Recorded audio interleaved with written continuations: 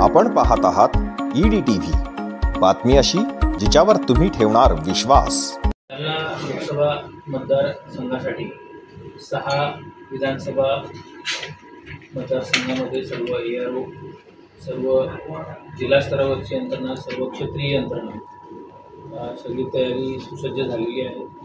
जे polling staff आहे त्यांचा आज आणि ऑब्झर्वर यांच्या याच्यामध्ये पोलिंग स्टाफचे रँडमायझेशन झाले आहे। म्हणजे पोलिंग पार्टीज आपल्या आता गठीत झालेल्या आहेत, ज्या की उद्या अर्ली मॉर्निंगला आपण डिस्क्लोज करतो की कोणत्या मतदान केंद्रावरती कोणती पोलिंग पार्टी जाणार।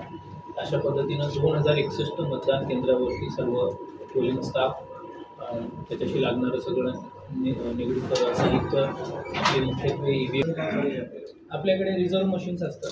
सो त्यातल्या मग रिझर्व्ह मशीन आपण तिथून काढून देतो। जसं आता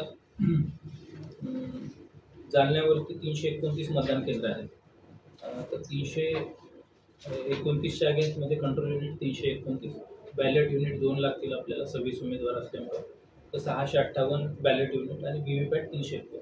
राखीव जे आहे तर कंट्रोल युनिट 125 आहे जालना विधानसभा मतदारसंघामध्ये, 130 बॅलेट युनिट आणि VVPAT 144। एकंदरीत जर आपण बघितलं तर 2061 मतदान केंद्र, त्या अनुषंगाने CU 2061, 4122 बॅलेट युनिट, VVPAT 2061 आणि राखीव जे आहे तर कंट्रोल युनिट 594, बॅलेट युनिट 819 आणि VVPAT 757। पूर्ण डिटेल डेव्हलपमेंट प्लॅन झाला आहे रेडी। माननीय ऑब्झर्वर पोलीस ऑब्झर्वर साहेब आणि मॅडम दोघांशी डिस्कस करून तो फायनल झाला आहे।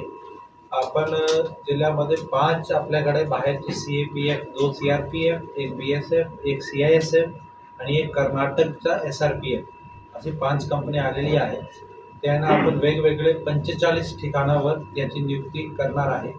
ते जर कुठे काही जो जास्त सेन्सिटिव्ह गाव आहे, जिकडे काही कायदा सुव्यवस्था मागे झालेला आहे किंवा काही मिश्र वस्ती विहार असतात किंवा 6 पोलिंग स्टेशन, 8 पोलिंग स्टेशन अशा ज्या ठिकाणी तिकडे करणार आहोत। त्याच्या अतिरिक्त आपल्याकडे 1267 12 to 67 होमगार्ड बंदोबस्तासाठी भेटलेले आहे इलेक्शनसाठी। आणि पूर्ण जिल्ह्याचे तर 80% आपले पोलीस फोर्सची गाईडलाईन असतात, पण जो मॅक्सिमम पॉसिबल सगळी लाभलीच आहे। त्याच्या अतिरिक्त 435 कर्मचारी आणि 50 अधिकारी बाहेरून आपल्याला मदत ॲडिशनल भेटलेली आहे। एवढा बंदोबस्त पुरेसा आहे। आता मी जस्ट बदनापूर आणि नंतर जालना फोर्सची ब्रीफिंगच करून आलो आहे, त्यामुळे मला यायला 5-7 उशीर झाला, पण आपला फोर्स पूर्णपणे रेडी आहे। आपण प्रत्येक बूथवर गाईडलाईन प्रमाणे बंदोबस्त लावलेला आहे।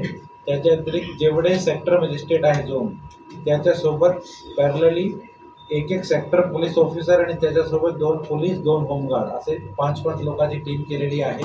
त्याच्या अतिरिक्त आपल्याकडे 3 RCP आहे, QRT आहे आणि प्रत्येक DYSP सोबत एक स्ट्रायकिंग, अशी करीब 10 जिल्हा पोलीसची स्ट्रायकिंग आणि 45 जो बाहेरची आली आहे फोर्स त्यांची स्ट्रायकिंग केली आहे। सो दॅट जर कुठे काही इव्हन जर किरकोळ घटना पण आहे तरी 5-7 मिनिटामध्ये पोलीस पोहोचली पाहिजे, त्याप्रमाणे आपलं पूर्णपणे नियोजन आहे।